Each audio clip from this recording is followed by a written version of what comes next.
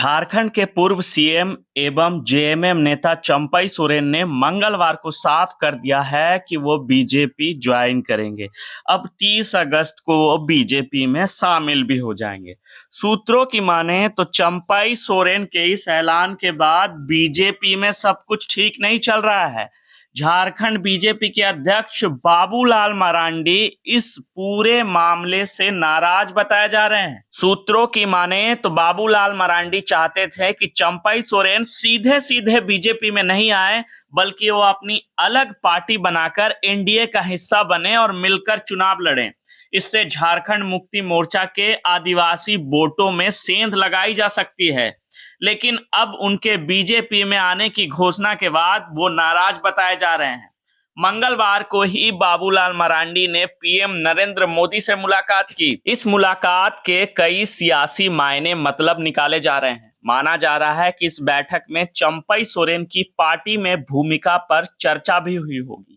फिलहाल बीजेपी ना तो अपने सीनियर नेता बाबूलाल मरांडी को नाराज करना चाहेगी और ना ही चंपई सोरेन को अपने पक्ष में करके जेएमएम को कमजोर करने का मौका अपने हाथ से देना चाहेगी। चंपई सोरेन के बीजेपी में जाने की खबरों के बाद से बाबूलाल मरांडी की नाराजगी की खबरें बेशक सामने आ रही हो, लेकिन इस फैसले से पार्टी को जरूर बड़ा फायदा हो सकता है।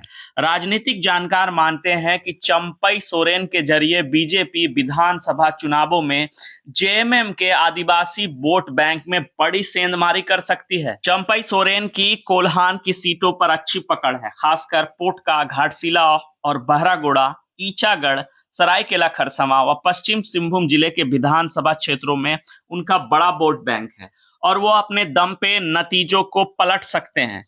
कोल्हान की जिन घाटशिला, बहरागोड़ा, पोटका और ईचागढ़ पर चंपई की पकड़ है, पिछले कुछ चुनाव में इन सीटों पर जीत हार का अंतर महज 10 से 20 हजार वोटों का रहा है।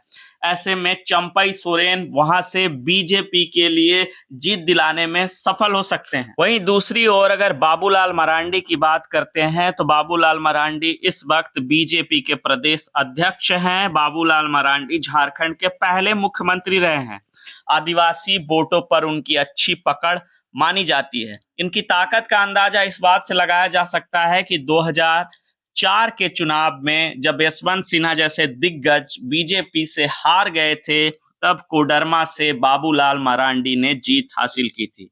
हालांकि बीजेपी में कुछ नेताओं के मनमुटाव के कारण 2006 में बीजेपी छोड़ दी थी बाबूलाल मरांडी ने और अपनी नई पार्टी झारखंड विकास मोर्चा का गठन किया था और कोडरमा लोकसभा सीट पर हुए उपचुनाव में निर्दलीय ही जीत हासिल की थी। ऐसे में चंपई सोरेन के साथ साथ बाबूलाल मरांडी भी इस वक्त झारखंड की राजनीति में भाजपा के लिए बहुत बड़ी जरूरत है।